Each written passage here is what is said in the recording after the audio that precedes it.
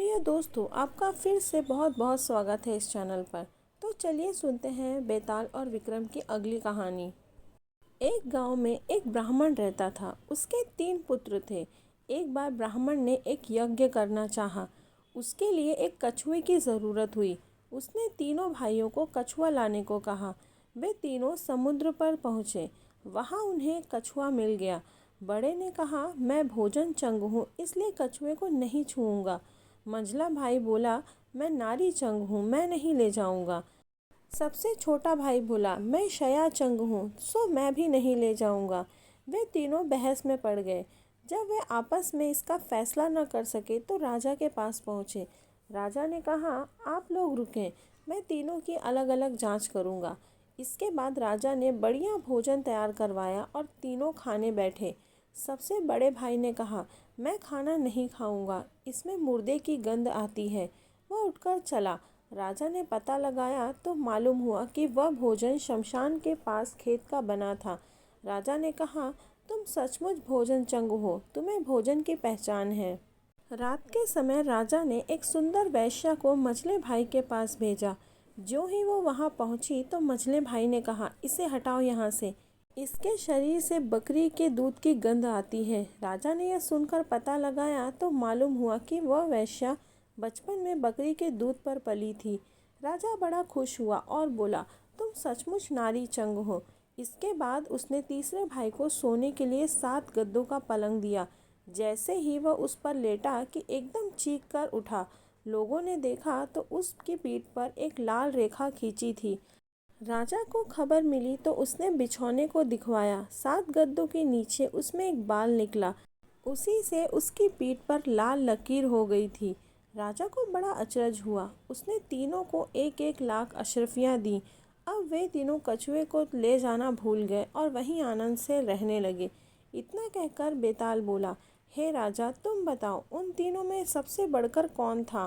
राजा ने कहा, मेरे विचार से सबसे बढ़कर शया चंग था, क्योंकि उसकी पीठ पर बाल का निशान दिखाई दिया और ढूंढने पर बिस्तर में भी बाल पाया गया।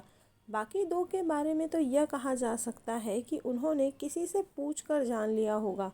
इतना सुनते ही बेताल फिर पेड़ पर जा लटका और राजा लौटकर वहां गया और फिर उसे वापस लेकर लौटा। बेताल ने अगली कहानी सुनाना शुरू किया। एक विकसित नगर था जिसमें एक राजा राज करता था। उसके सुलोचना नाम की एक रानी थी और उसकी एक खूबसूरत सी राजकुमारी। राजकुमारी बहुत गुणवती थी। जब वह बड़ी हुई तो उसका रूप और निखर गया। राजा और रानी को उसके विवाह की चिंता हुई। चारों ओर इसकी खबर फैल गई। बहुत से राजाओं ने अपनी अपनी तस्वीरें बनवाकर भेजी, पर राजकुमारी ने किसी को भी पसंद न किया। राजा ने कहा, बेटी, कहो तो स्वयंवर करूं, लेकिन वह राजी नहीं हुई। आखिर राजा ने तय किया कि वह उसका विवाह उस आदमी के साथ करेंगे जो रूप, बल, ज्ञान इन तीनों में बढ़ा चढ़ा होगा।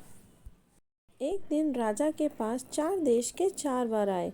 एक ने कहा, मैं एक कपड़ा बनाकर 5 लाख में बेचता हूँ, 1 लाख देवता को चढ़ाता हूँ, 1 लाख अपने अंग पर लगाता हूँ, 1 लाख स्त्री के लिए रखता हूँ और 1 लाख से अपने खाने पीने का खर्च निकालता हूँ। इस विद्या को और कोई नहीं जानता।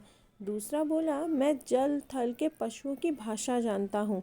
तीसरे ने कहा, मैं इतना शास्त्र पढ़ा हूँ कि मेरा कोई मुकाबला नहीं कर सकता। चौथे ने कहा, मैं शब्द वेदी तीर चलाना जानता हूँ। चारों की बातें सुनकर राजा सोच में पड़ गया। वे सुंदरता में भी एक से बढ़कर एक थे। उसने राजकुमारी को बुलाकर उनके गुण और रूप का वर्णन किया, पर वह भी चुप रही। इतना कहकर बेताल बोला, राजन, तुम बताओ कि राजकुमारी किसको मिलनी चाहिए? राजा का जवाब सुनने से पहले दोस्तों, मैं आपसे जानना चाहती हूँ, आप बताइए कि राजकुमारी किसे मिलने चाहिए?